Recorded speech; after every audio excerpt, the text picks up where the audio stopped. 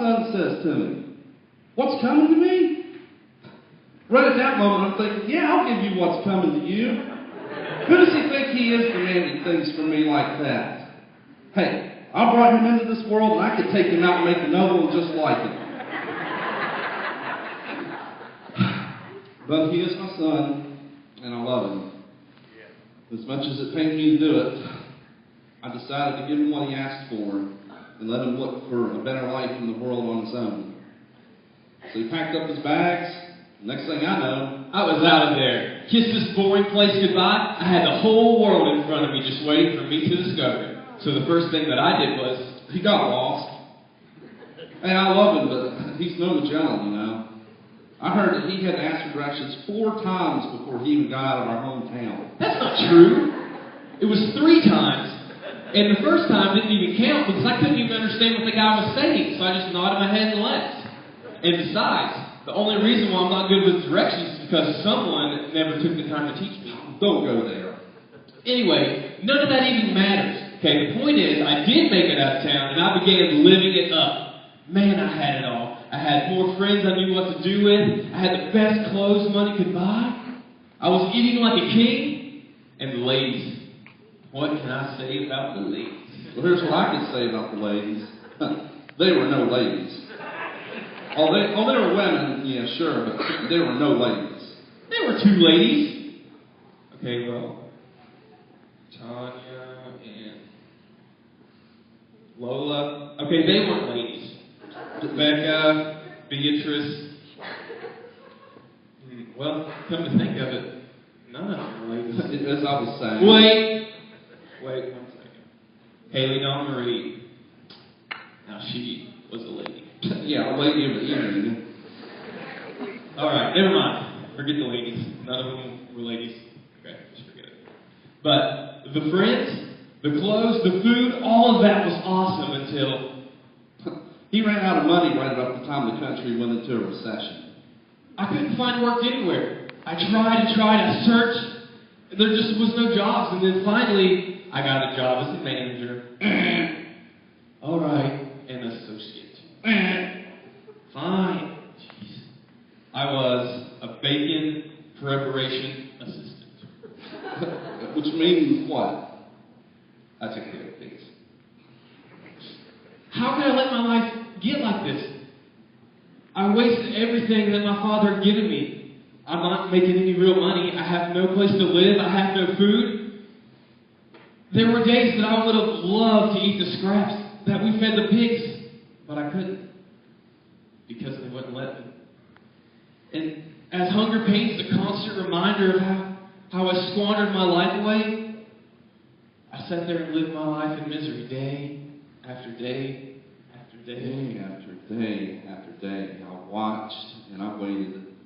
And my heart ached as only a father's can for a son. But you know what? I never gave up on him. I always believed that he would return. I just knew it would happen one day. One day it hit me. The lowest workers at my father's house are living way better than I was. They had food. They had a place to live. They were living like kings compared to me. So I began to wonder. What if he never comes to his senses? What if he doesn't come back? What if I never see my son again? Again and again. I ran things through my mind as I made that long journey back to my father's house. I knew what I would do. I would humbly ask him to take me and to hire me as one of his workers. I couldn't accept any handouts, and there was no way I could ask him for him to take me back as his son. But maybe he let me work for him. Maybe. Just maybe. Maybe he'll come back home today.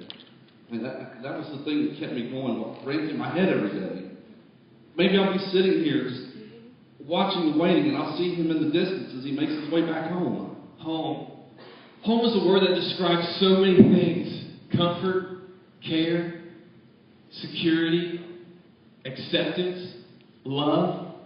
And there I stood, just a few hundred yards away from him. I remember it was a beautiful day, and I was sitting on the front porch enjoying the cool breeze when I looked up, and I saw him. He sat up out of his chair, looked in my direction, squinting his eyes as if to get a better look at me. I wonder what he was thinking. I wonder what he thought about me. What did he say? I told you so. I told you so. I told you. I told you he'd come back, but you wouldn't listen to me. But I never doubted it for a minute. I knew. I just knew he was going to be angry. And the closer I got, I knew I had made the wrong decision, so I stopped. He just stood there. I couldn't move. I couldn't just stand there, so You know what I did? I jumped. He jumped. He jumped right off the porch and he was so excited. I've never seen him so excited for my life. He was like a little kid. Excited. And it hit me. The thing that he was excited about was me. So you know what I did next? You know what I did? I ran. My heart was pounding, and all I could do was run to him. I'd never seen him run so fast. He was running, his arms stretched out wide as if to say, "Welcome home," I said. But he was still too far away to hear me. So I kept running to him. And at that moment, the only thing I could think of was I just wanted to jump into my arms like he did when he was a little boy, that I could hold him and make everything all right again. And that's when I saw tears running down his face. He was crying. Yeah, tears of joy. You know what he did then? He jumped. I jumped. I literally jumped. I was so excited. I was so scared. I jumped. And you know what he did? I caught him, And then he hugged me. He embraced me like only a father could. "I'm sorry," I cried. I told him. "I regret ever leaving. Please forgive me. I do not deserve to be called your son." My son is back. Give him clean clothes and shoes for his feet. Prepare a meal. No, a feast. My son is not going to live life as an orphan anymore. Today we're going to celebrate, for all our hopes have come true. I guess it was the hope that kept me going. The hope that my father would have mercy on me. The hope that he would take me back. The hope that I would be forgiven. It's forgiven. All is forgiven. And I'll never bring it back up again, son. There's no anger, no blame, and no regrets.